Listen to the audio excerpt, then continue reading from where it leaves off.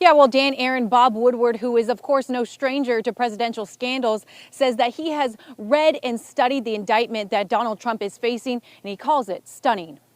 It's the last year of Trump's presidency, and the phone would ring, and we would wonder, is it one of our daughters? Is it a friend? Is it a robocall? Or is it Donald Trump? And it would often be Donald Trump. Legendary Watergate journalist Bob Woodward says that Trump's presidency was unconventional. Those phone calls just one of many examples. But on Monday evening, alongside former U.S. Secretary of Defense Leon Panetta, Woodward says that after reading the indictment, he was amazed by how little the former president seemed to care. There is an opportunity in this indictment, again, to take us to the question of who was Donald Trump. And the answer is, he didn't care. He didn't care. I think it is devastating to even have somebody like that think about running again for president.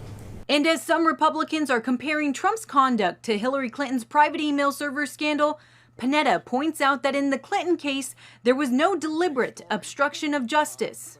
The Republican argument that somehow we should have gone after Hillary, we should have gone after all these other people, ignores what really did happen with them. And my God, Trump's Justice Department, didn't go after Hillary Clinton because there was no basis to go after Hillary Clinton. When asked how Trump's indictment compares to other historical scandals, Woodward, who has interviewed Trump extensively, points out that this is the first time a former president has been indicted. It's unheard of. I've read and studied the indictment, and it has all kinds of very sensitive documents, and the failure to care is, in my view, the crime. Now, indicted is one thing and convicted is another. Woodward says that it'll all depend on who's on the jury.